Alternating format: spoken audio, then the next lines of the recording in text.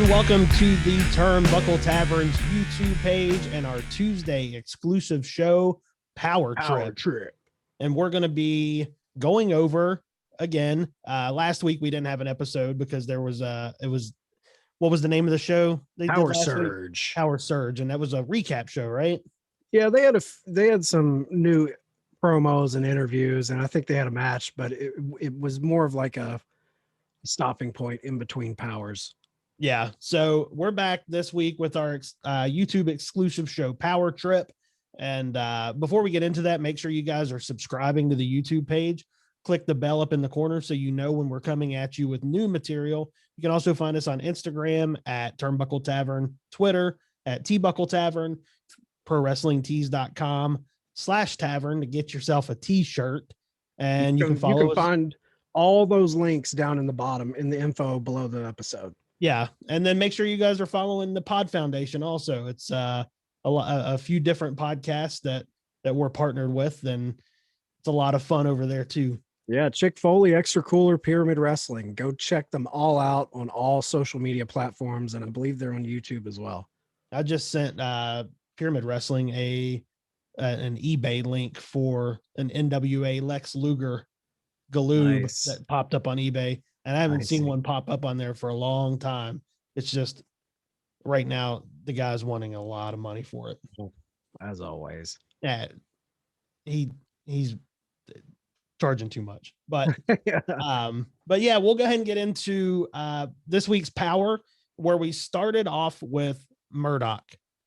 Yeah, he cut a fire promo. Yeah, Murdoch, he's out there first. He calls out Adonis. He wants Adonis to come out there, but we don't get Adonis. We get Aldis instead. And Aldis cut like such a demeaning heel promo here. Oh, he told him that he wanted him to go away. And he said, you can go get a case of beer and drink at whatever people like you do. Which is such a great heel, just a great heel line right there. Oh yeah, immediately putting, the everyman versus the man with money. Whatever people like you do. I love that phrase. Oh yeah. And he basically tells him, you stay away from my match tonight. And if you stay away, then you'll get your shot. Yeah, you don't interfere. Yep. Stay away. And he teased it, and Trevor even had him repeat himself, like, yeah, are you talking about the 10 pounds of gold? Yeah. So great way to open the show. I love when they start off with fire promos like this. Oh yeah. The next thing we had Slice Boogie giving a little bit of an interview. Wasn't much of an interview, but yeah, just further establishing his character. And yeah. And then we had Aaron Stevens and Kratos versus Sal Rinaldo and a mystery partner. But the mystery partner doesn't show up. We don't get him. They start the match off. It's basically a handicap match. And, go ahead. Once Kratos took over, he just beat the hell out of Sal. Yeah, he got in there, and I like Sal, man. I think that guy, I think he's a good wrestler. He sells really well. Kratos slapped the hell out of him. Yeah. And he sold it so well. And he's a great character too. Like he fully knows his character. He's entertaining. We know it's almost like he's kind of slid into that. Like if there was a full crowd there, he would almost slide into that question mark role. Like I feel like he would become a fan favorite. Yeah. That's has nothing to do with this match, but the crowd itself, I think they need, I don't know. They think they need some more people out there. Yeah. Because it sounds like 3 or 4 people out there jawing, and you can hear what they're saying. And it's like, there's not enough. I like that they have people there, but there's not enough people there. Yeah. They need a little more. Yeah. But the match is going on, and Sal had promised that it was a former NWA champ that was going to be his partner. And, Aaron Stevens, he's basically telling Kratos that, lighten up, basically. Like, yeah, Aaron Stevens is the baby face in this tag team, and Kratos is kind of going a little too hard. So Aaron's, come on, guy, take it a little easy on him. Yeah, well, I could hear it in Tim Storm's voice too on commentary. He hates a bully. He's a teacher. He sees it in his day job. Yep. He doesn't like a bully, and eventually he gets up on the apron. So he gets up on the apron. He nails Kratos. Yep. Which in turn gives Sal the opportunity to get a roll-up pin. Right. So Sal gets his first victory. It's his first victory. So I think we're on our way to seeing Tim Storm and Sal team up. Yeah. Yeah. And after the match, Aaron Stevens and Kratos, those dudes are not on the same page. No, they're about to, that's the Mega Powers exploding. Yeah, we're about to get a WrestleMania 5 Mega Powers explode match. Yeah, Kratos and Aaron Stevens. Yeah, they're about to, I mean, they're just not on the same page, and somebody needs to come in and take those belts from them. Yeah, definitely. Who's going to be, who's taking them from them though? Probably Sal and Tim Storm. Wouldn't that be something? I think that's where we're heading. I know everyone, we want Big Cass and Enzo, and we want FTR to show up, but I think eventually we'll get that. But I think right off the bat, I think we're going to see them drop the belts to Tim Storm and Sal, and then somebody else is going to come in and just pick them up. Yeah, I think you're right. After that, we moved to Austin Idol and Tyrus come out. And I really liked this promo. I liked it a lot. I thought Pope. I haven't been a big fan of what Tyrus has been doing.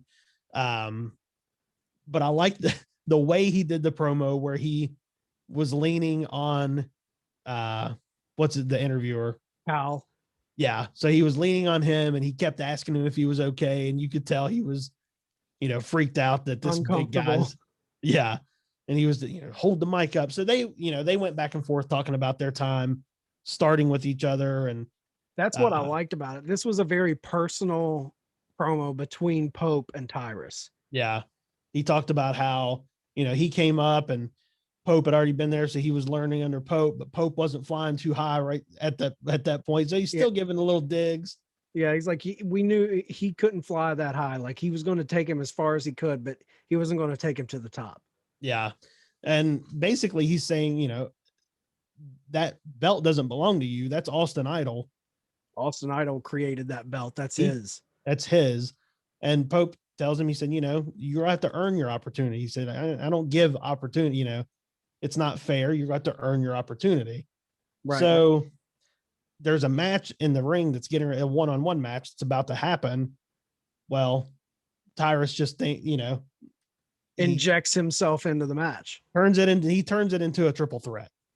Yeah, with Matt Cross and what was the other guy's name? It was Matt Cross and Marche Rocket. Yeah. Good match. And Tyrus ends up winning. I like the way he won too. It was very heelish. Oh yeah. The way he let Matt Cross get that, and Matt Cross was about to get the pin. He slides in. Came in, slung him off, and then just pinned Marche Rocket. Yeah. Very heel. And then he got the win and left. I'm looking forward to the match between him and Pope though. Yeah, I hope they bring. I think Pope and him are going to have some good chemistry and make a good story. Yeah. Next, we had an interview with Latimer and Adonis. Basically, just talking about Murdoch and everything that was going on. Yeah. And then our next match was Kamille and Jennacide. Good match. I thought this match was solid. I thought stiff. This match was stiff. Two specimens, big bodied ladies throwing bones. And it was nice to see Kamille against somebody her size because she's a big, she's big in stature. Oh yeah. So to have another female come in that can match her size, I was very interesting. Yeah. It was a good match. Kamille picked up the win. Kamille got the win, and then Melina comes out. Yeah, she spears her out of her boots. Yeah. she wrecks her. And Thunder then Thunder Rosa. Rosa comes out. Yep. Running her mouth. We're on a one-track collision course. I want to see Thunder Rosa win that NWA title on AEW, bring it back, and then Kamille has the shot, the number one contendership shot. I think that would be a lot of fun with this story. Yeah. It'd be fun and it would get a lot of eyes on it too. Yeah. And I think that's the one thing they have going for that right now is there's a lot of eyes on Thunder Rosa. Yep. They need it. Because I think we can both tell. I mean, I was going to ask your opinion of this. I can, like, we're what, 4 or 5 episodes into Powerrr now? Yeah. And I can feel it at this point that they're working with a very small roster. Oh, for sure. We're seeing a lot of the same faces. It doesn't feel like there's as many stories being told as Powerrr pre-pandemic. Yeah. It's very isolated to like Trevor and Strictly Business. And then we got Pope and a few people bouncing around there. And then we've got Kamille and Thunder Rosa and Melina's and Jet. But we're seeing a lot of the same guys taking pins and taking losses. We haven't seen as many surprises as those first couple seasons of Powerrr. Yeah. So I feel like this show, I can feel that it's with the loss of Question Mark. Question Mark was very highly involved in some of those retro commercials that they had. With the loss of Dave Lagana, who was kind of with the production of the show. Yeah. Giving it the look. I can feel those losses now. At first, I was giving them a moment, but now you can tell that there's Dave Marquez isn't involved anymore. You can tell there's a new group of guys putting this show together, and the roster that they're working with isn't as extensive as it was pre-pandemic. Yeah. Yeah, I definitely agree with that. And it's I'm hoping that they, I can feel it though. I feel like they can turn it around and they can really have something special. Yeah, the Fight TV thing's good, but you are behind a paywall. Yeah. As soon as you put yourself, YouTube was so much better. There was no paywall, just as far as exposure. Now, maybe this is driving more money for them, but I feel like YouTube was driving more eyes. And so I hope it's doing well for them behind the scenes. We don't know. We're just fans, but I hope they're not struggling because it feels like they're working with limited resources right now. Well, I hope what they're doing, I hope it is giving them more of an income. And then I hope they're kind of banking that income a little bit and going to bring in some people that just got released from spring cleaning over in WWE. Yeah, I would love to see that happen. Because I'd like to see Bo Dallas show up there. Oh, yeah. Wesley Blake. Yeah. Even Kalisto. They don't have that luchador right now. It'd be cool to see him come into NWA for a hot minute. Yeah, there's people that are available that hopefully this paywall is like, hey, here you go. I can give you some money now. Yeah, even if they're not, even if NWA isn't, I don't think they've ever really been, outside of like Nick Aldis, they've never really been the company to give like big paydays. I feel like this is more of a company that's when you're an independent wrestler or you're kind of a free agent moving in between major promotions. This is a place where people can come and do a program here and there. I hope they at least get that. Yeah. Yeah. I'm excited to see what they're going to do though. Cause I do like the Nick Aldis and Strictly Business storyline. I do too. And speaking of that, that was our main event was Nick Aldis versus Jordan Clearwater. Yeah. And Clearwater looked like he got his attire from Nick Aldis. Oh yeah. Yeah. When they showed him, I was like, man, that's very Nick Aldis-ish. National treasure-ish. Yeah. And I was excited to see the match, but before the match even starts, Murdoch and Latimer and Adonis come just barreling out of the curtain. Oh yeah, there's a brawl. Yeah, Strictly Business pretty much puts it on him. Yeah, I mean it ends up ref calls the match. The match is a no contest, doesn't even happen, and then they just beat Murdoch I mean, and it ends with Murdoch just in. I can't wait to see what Murdoch does, though. Oh no, I want to see his retaliation to this. It was a short episode of Powerrr tonight. Yeah, what was it? 38 minutes? Yeah, and something like that. That's another thing. It seems that they're working with limited resources, because before it was a jam-packed hour. Yeah. And they still left you wanting more because they had so much talent to pull from. Now they're giving their talent their shot, and they're getting in and out quick. So it does make me pause with concern. I'm like, it definitely does, because the only things that we have going on are what we just talked about. And there's nobody to challenge for the tag team titles. I mean, unless now we get Sal and Tim Storm. We haven't seen a whole lot of variation in contenders for Aldis or for the tag titles. Or for Pope, really. Or for Pope. I mean, Pope's had a few, we've got Tyrus, we had a few others, but I don't know, man. I'm concerned. It feels like they're working, like I said, I keep saying it, limited resources. The storylines feel very thin, like they're just trying to spread water through these seasons. Yeah, it seems like they're really trying to get the ball rolling, and it seems like they're having a tough time doing that. Yeah. I enjoy watching it. I love it, but they don't have those young guys that you look to and be like, oh, this guy can be a challenger to Aldis at a certain point. The early seasons we had, the Ricky Starks, the Zicky Dices, the kind of these young shooting star type character, like, oh man, they're going to be somebody to watch. But right now, a lot of the guys are more older veterans. Tyrus, former WWE, Pope's had a long career. Aaron Stevens, Trevor Murdoch, old career. Chris Adonis, old career. Aaron Stevens.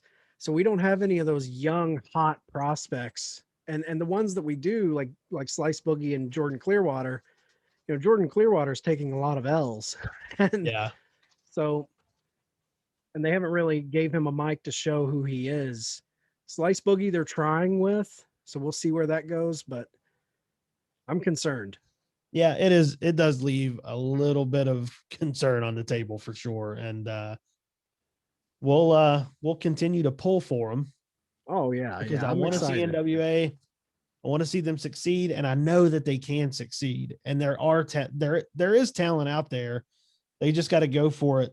And well, as more people can go to live shows, it's only going to benefit them to bring in more income.